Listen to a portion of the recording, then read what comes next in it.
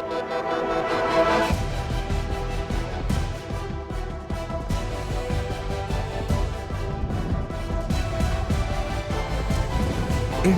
Voice, आपकी सोच, आपकी आवाज।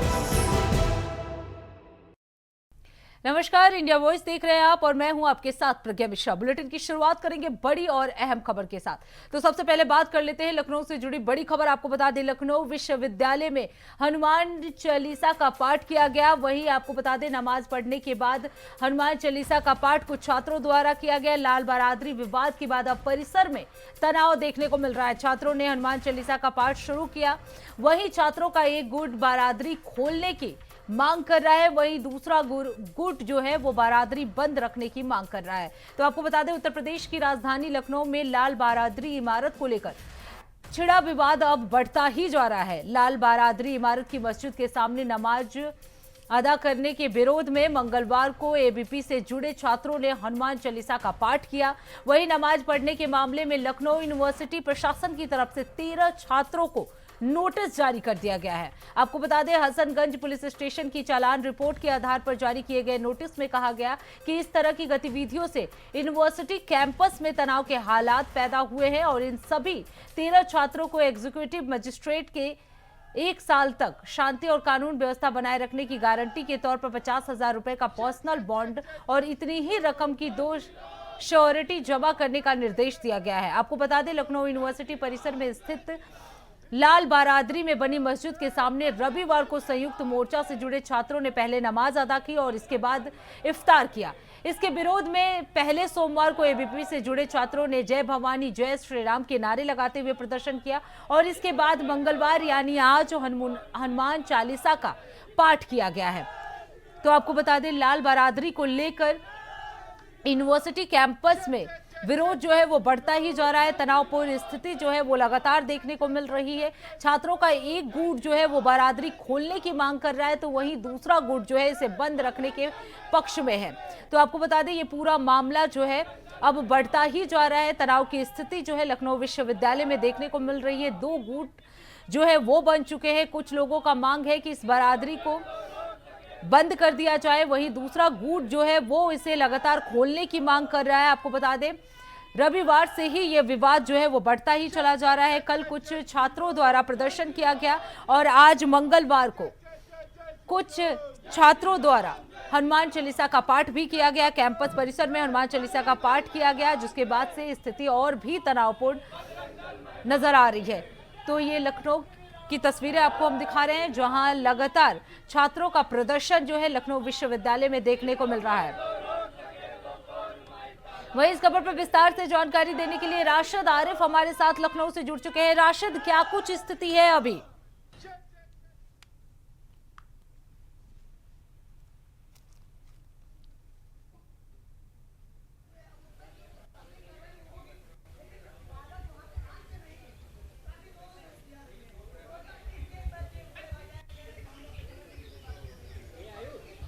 तो यही इस खबर पर ज्यादा जानकारी के साथ हमारे साथ राशिद आरिफ जो है वो जुड़ चुके हैं। राशिद, इस वक्त लखनऊ विश्वविद्यालय में क्या कुछ स्थिति है? क्या अभी भी लगातार छात्रों का प्रदर्शन देखने को मिल रहा है? उसी में से पकड़ लो एक।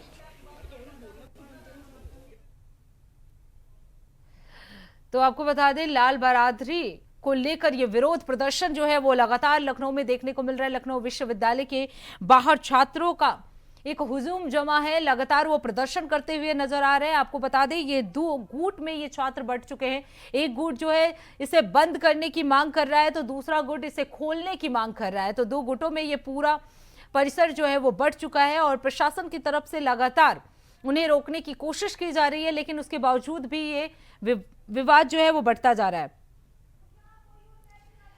वहीं इस पर ज्यादा जानकारी के साथ राशिद हमारे साथ जुड़ चुके हैं। राशिद, क्या कुछ स्थिति है इस वक्त लखनऊ यूनिवर्सिटी में?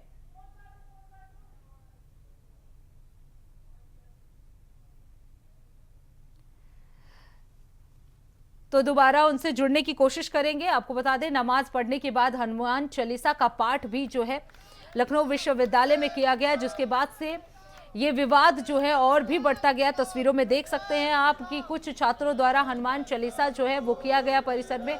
कल नमाज अदा की गई थी, इफ्तारी के बाद से वो बवाल जो है वो शुरू हो गया। उसके बाद आज कुछ छात्रों द्वारा हनुमान चालीसा का पाठ भी किया गया परिसर में। अब इस स्थिति जो है वो तनावपूर्ण होती हुई नजर आ रही है। प्रशासन जो है लगातार समझाने की कोशिश कर रहा है, लेकिन बावजूद उसके छात्रों का ये विरोध प्रदर्शन जो है देखने को मिल रहा है। आपको बता दें परिसर में 2 गुट जो है वो बढ़ चुके हैं। एक गुट जो है लाल बरादरी की बंद होने के पक्षधर है, वहीं आपको बता दें जो दूसरा गुट है इसे खोलने की मांग कर रहा है।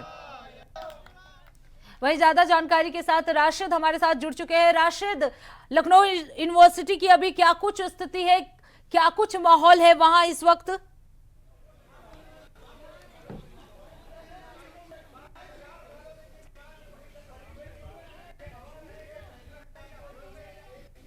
नहीं देखिए प्रज्ञा, बिल्कुल आपको बता दें कि देखिए लखनऊ विश्वविद्यालय में जिस तरह से कल पूरा दिन हंगामा चला, उसी के बाद में आज कुछ छात्र वहां पे पहुंचे और उन्होंने हनुमान चालीसा का पाठ किया, जिसको पुलिस ने डिटेन कर लिया। डिटेन करने के बाद उनको वो जो है वो अपने साथ लेके चले गए। दूसरी चीज आपको बता दें कि विश्वविद्यालय में जिस तरह से कल से सरगर्मी देखने को मिली, कुछ छात्र जो है बारादरी को बंद करने की बात कर रहे हैं, कुछ उसको खोलने की बात कर रहे हैं। हम आपको दिखाएंगे। देखिए बारादरी में देखिए सामने ही आज देखिए पुलिस की गाड़ी खड़ी हुई है, चारों तरफ बैरिकेडिंग कर रखा है, उसके बाद भारी पुलिस फोर्स लगा दी गई है। देखिए उसके बाद में देखिए बड़ी बड़ी गाड़ियां खड़ी हैं, क्योंकि जिस तरह से हनुमान चालीसा का पाठ हुआ उसी के बाद उनको डिटेन कर लिया गया। ये माना जा रहा है कि लखनऊ विश्वविद्यालय में जिस तरह का माहौल है वो तनावपूर्ण है, क्योंकि सबसे बड़ी बात आपको बता दें विश्वविद्यालय के जो प्रशासन कमेटी है वो कहीं ना कहीं सामने नहीं आ रही है। देखिए उनका कोई बयान भी नहीं आ रहा है। बड़ी बड़ी बातें यहाँ पे जिस तरह से हो रही है, जिस तरह से बारादरी को बंद किया गया, नोटिस अब जो है कल एक हम लोगों को मिली थी, तो उस नोटिस को दिखाया गया था कि लोक निर्माण विभाग को जो है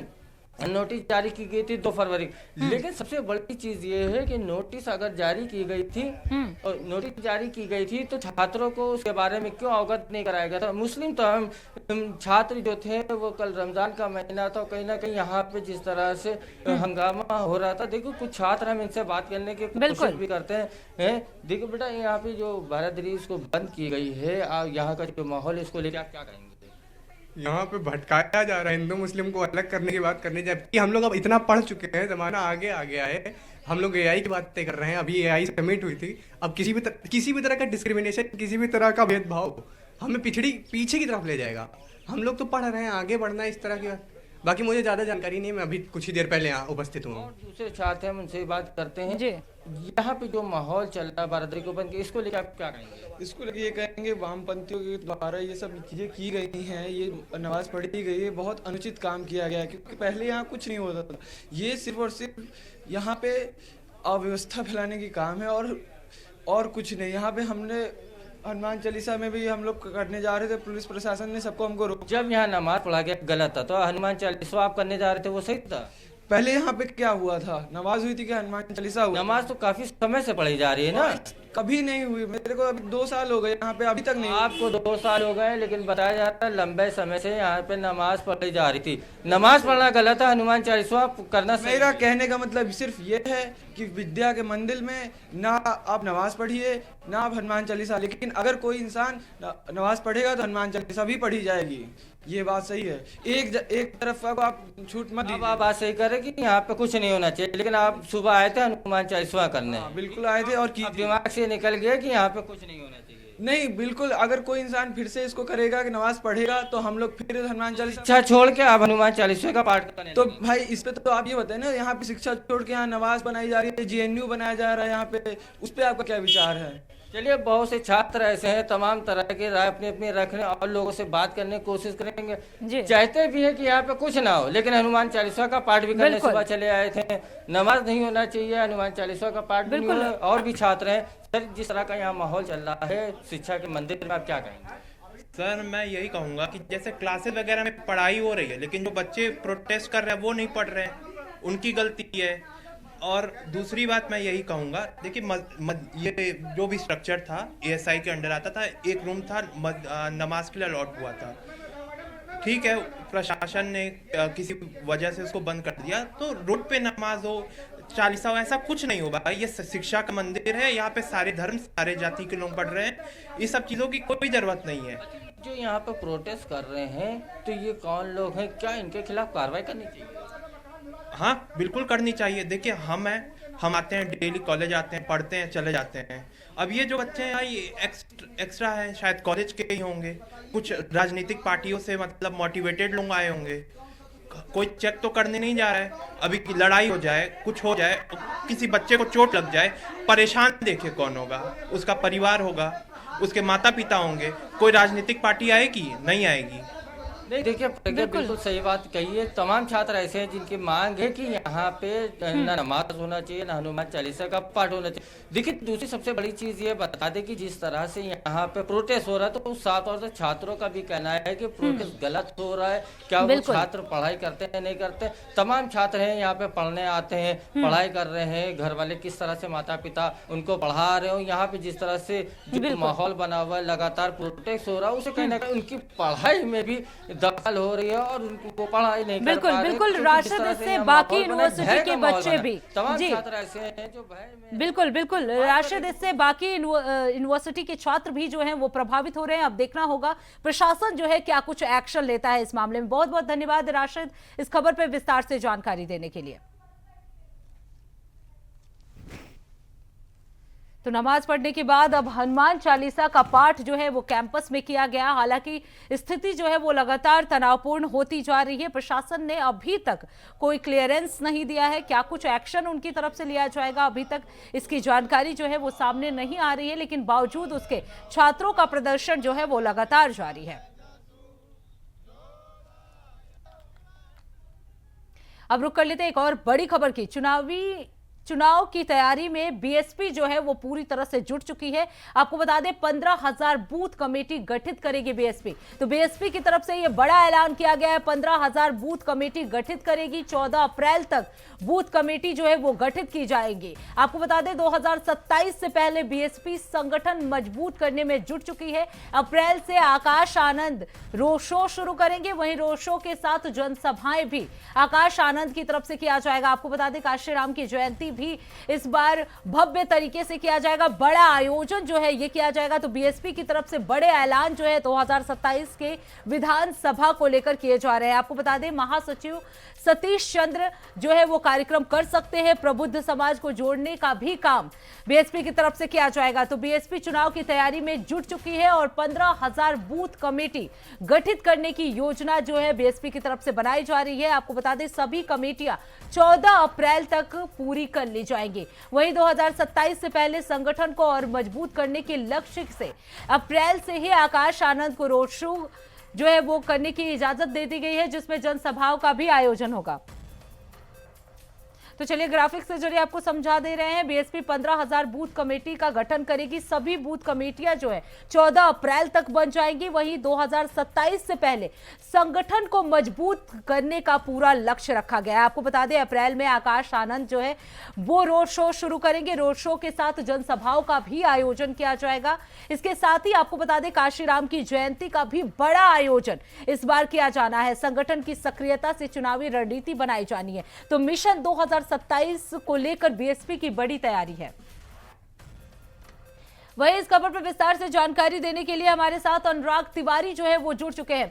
अनुराग, 2027 विधानसभा के चुनाव को लेकर बीएसपी जो है वो पूरी तरह से तैयार नजर आ रही है। जी प्रज्ञा, देखिए आकाश आनंद जो है वो अब मैदान में उतर रहे हैं और बीएसपी कहीं ना कहीं इलेक्शन मोड में अब पूरी तरीके से नजर आ रही है, वो भी बूट्स ऑन ग्राउंड सिचुएशन में। देखिए इसके पहले बहुजन समाजवादी पार्टी ने अपने कार्यालय में तमाम जो पदाधिकारी हैं उनके साथ तो बैठक करी, संगठन के जो वरिष्ठ लोग थे उनके साथ भी बैठक करी और पूरब से लेकर पश्चिम तक उत्तर प्रदेश के सभी इलाकों से कार्यकर्ताओं को बुला करके उनसे भी संवाद साधा।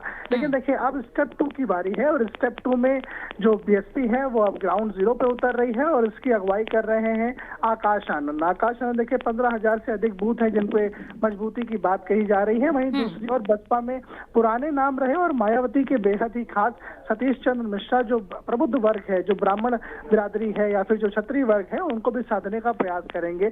उनके सम्मेलन भी अब सतीश चंद्र मिश्रा करेंगे। तो देखिए कहीं ना कहीं जो सारे फ्रंट्स हैं उन पर जो मोर्चाबंदी है वो कर रही है बसपा, और 27 का जो चुनाव है उसकी रणभेरी के पहले जो स्ट्रक्चरल प्लानिंग है उसके तहत अब काम करती नजर आ रही है। क्योंकि देखिए 15,000 से ज्यादा जो बूथ है उन पर बसपा काम करेगी। और साथ साथ जो आकाश आनंद है वो स्वयं वहां पर मॉनिटरिंग करेंगे और तमाम जगहों पर जो इकाइयां हैं वो भी गठित की जाएंगी।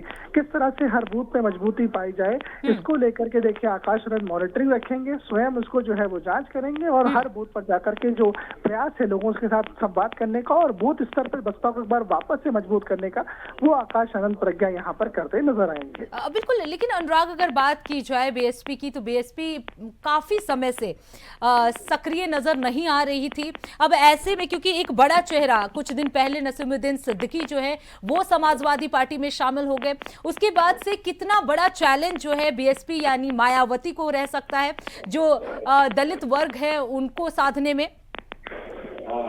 जी बिल्कुल, देखिए नसीमुद्दीन सिद्दीकी जो है वो बसपा से निकले और उसके बाद कांग्रेस में पहुंचे और कांग्रेस से समाजवादी पार्टी के दामन को उन्होंने थाम लिया है। लेकिन इन सब चीजों के बीच में देखिए प्रज्ञा, बसपा के पास अब लोगों की तो कमी है क्योंकि देखिए पुराने जो बड़े खिलाड़ी थे, पुराने जो बड़े सिक्के थे और राजनीति में बड़ी पकड़ रखने वाले लोग थे, वो बसपा के पास नहीं है। ये बात देखिए बसपा भी जान रही है और बसपा इसी स्ट्रेटेजी के लिए काम भी कर रही है। इसीलिए देखिए वो 15,000 बूथों पर जाएंगे आकाश आनंद, वहां पर बात करेंगे। लेकिन देखिए देखना, क्योंकि वरिष्ठ लोग हैं वो साथ में नहीं है, तमाम लोग पार्टी छोड़ के भी जा चुके हैं और सब देखिए प्रबुद्ध वर्ग को जो कमान संभालने का जो कार्य है वो सतीश चंद्र मिश्रा को दिया गया है। खासतौर पर जो ब्राह्मण है, ब्राह्मण वोट बैंक कैसे साधे जाए, क्योंकि आप देखिए बीएसपी प्रमुख मायावती की जो बयानबाजी है वो भी जो है वो ब्राह्मणों के हित में नजर आई थी। कहीं ना कहीं वो भी जो ब्राह्मणों को अट्रैक्ट करने की बात है वो करी गई थी। देखिए ऐसे में बड़ा फैक्टर है क्योंकि राजनीति बिल्कुल अनुराग, अब देखना होगा कि मायावती की ये रणनीति 2027 के विधानसभा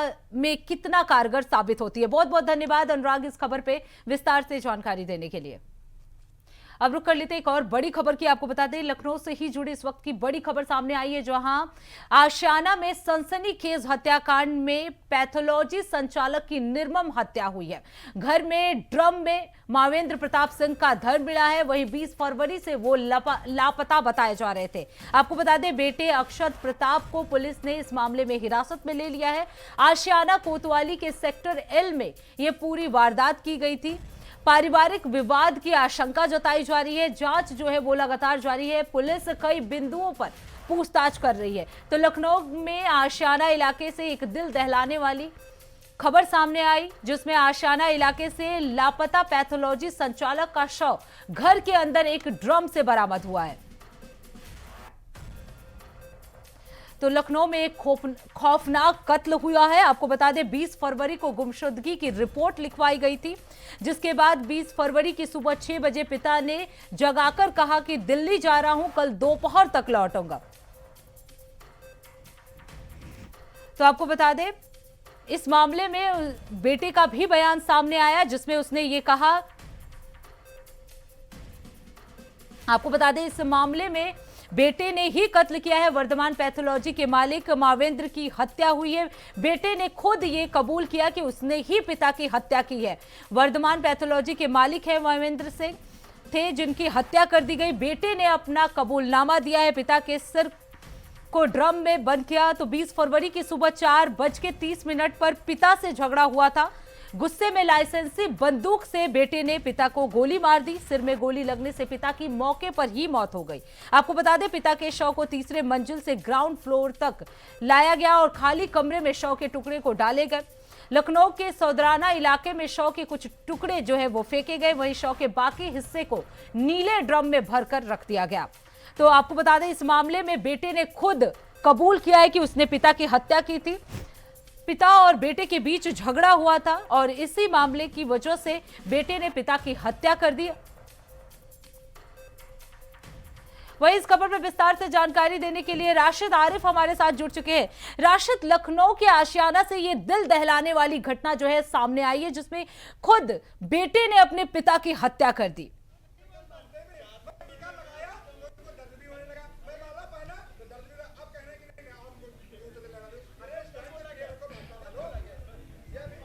नहीं देखिए, बिल्कुल प्रज्ञा, आपको बताना चाहूंगा लखनऊ के आशियाना से एक खौफनाक मंजर सामने आया है। एक पुत्र ने अपने पिता की हत्या कर दी। देखिए, आपको बता दें कि 19 फरवरी को जब अमरिंदर अपने घर पे पहुंचा और उसी के बाद में 3 दिन तक के वो घर के बाहर नहीं निकला और बेटे ने गुमशुदगी की रिपोर्ट भी दर्ज कराई। देखिए, सबसे बड़ी बात ये कि एक बेटे ने अपने पिता की हत्या कर दी, वो भी लाइसेंसी राइफल से। देखिए, वो हत्या करने के जब उसने गोली मारी अपने पिता को, तो उसकी बहन जो है आवाज गोली की सुन के फौरन कमरे में आए। जब उसने देखा कि पिता की लाश पड़ी हुई है, तो वहीं भाई ने उसको जो है धमकाया कि अगर किसी से कुछ कहा तो तुमको भी गोली मार देंगे। बहन को उसने एक कमरे में बंद कर दिया और उसके बाद में पुलिस को गुमराह करने के लिए उसने गुमशुदगी दर्ज कराई। तमाम तरह के बहाने बताए कि पिता जो है दिल्ली चले गए। जब आस पड़ोस के लोगों ने पूरा चेक करना शुरू किया, उसके बाद में सीसीटीवी कैमरे जब देखे गए तो उसमें देखा गया कि 19 तारीख को अमरिंदर जो है वो घर आए थे, लेकिन उसके बाद दोबारा वो घर से नहीं गए। लेकिन हाँ, उनका बेटा जो अक्षत था वो बाहर निकला।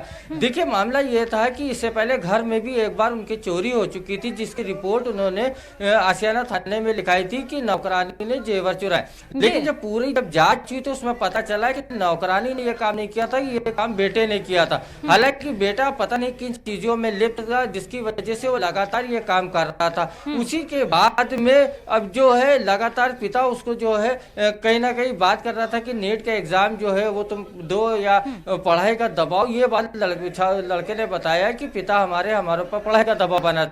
लेकिन बात इतनी बढ़ गई कि उसने पिता की लाइसेंसी बंदूक से उनको गोली मार दी। उसके बाद में सुबह वो उठा, उनका जो भी बिस्तर था खून से लथपथ, उसको लपेटने के बाद कार से ले जाके मौसी के एयरपोर्ट के पास उसने वहां जला दिया।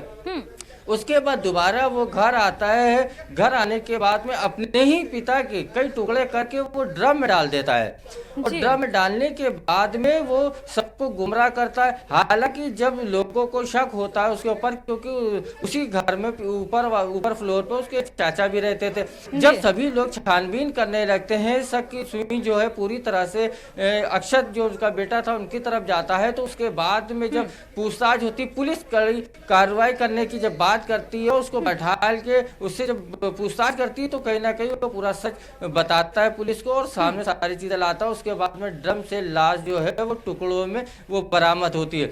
हालांकि किस वजह से ये किया गया है ये साफ नहीं है, लेकिन ये पूरी तरह से माना जा रहा है कि बेटा कहीं ना कहीं कुछ ऐसे काम में लिप्त था जिसको लेकर लगातार वो घर में कई बार चोरी कर चुका था। उसके बाद में समझाने के बाद में भी लगातार वो ऐसे कार्य में लिप्त था। लेकिन पूरे मामले को लेकर पुलिस ने खुलासा कर दिया है। अक्षत को जो है वो कस्टडी में लेने के बाद में उसके बाद उसको जेल भेज दिया गया। बिल्कुल राशिद, अगर परिवार वालों की बात की जाए राशिद, क्योंकि ये बड़ी घटना है, एक छोटा बच्चा जो कि अभी 12 और 11th में पढ़ रहा हो, उसने इतनी बड़ी वारदात को अंजाम दे दिया। ऐसे में परिवार वालों की तरफ से क्या कोई प्रतिक्रिया आई है? क्या उन्होंने बताया कि उनके बच्चों में कोई साइकोलॉजिकल चेंजेस होते थे, वो किस तरह की एक्टिविटी जो है वो घर में करता था, इस तरह की कोई जानकारी?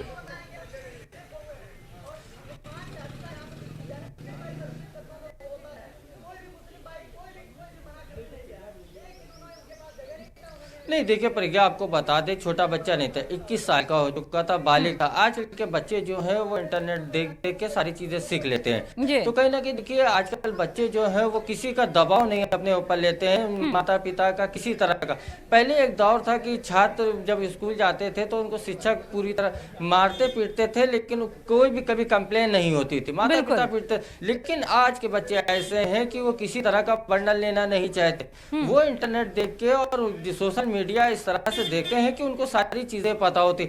ये कहीं ना कहीं ये माना जा रहा है कि वो किसी ऐसे कार्य में लिप्त था जिसकी निगरानी उसके पिता करने लगे थे जब से इसका चोरी का मामला सामने आया था। उसी के बाद में पिता भी दबाव बनाया था। हर पिता चाहता है कि मेरा बच्चा पढ़े लिखे आगे बढ़े, तो उसी के लिए अगर उसको समझाया जाता है, ये दबाव नहीं बनाना था, ये पिता अपने बेटे के लिए अच्छे भविष्य के लिए समझा रहा था। अच्छा, दूसरी चीज ये बताया, अक्षत ने ये बताया कि पिता ने राइफल तान दी थी और वो राइफल जब छीनने गया तो राइफल छीनने में गोली लगी। पहली चीज ये कि राइफल अगर कोई आदमी ताने है और अगर आप राइफल छीनेंगे तो उसी के सर में गोली कैसे लग जाएगी? चलिए हम कहते गोली लग भी गई, उसके बाद में भी आपने पिता के टुकड़े किए, उसके बाद में उसको ड्रम में रख के, ये पूरा प्लांटेड मामला था, कहीं ना कहीं प्लान करके इस तरह का काम किया गया। जी प्रज्ञा जी, बहुत बहुत धन्यवाद राशिद इस खबर पे विस्तार से जानकारी देने के लिए।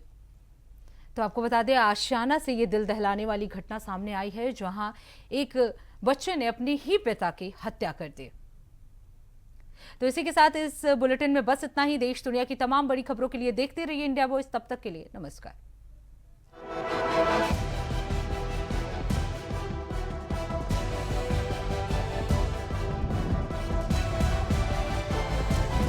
इंडिया वॉइस, आपकी सोच, आपकी आवाज।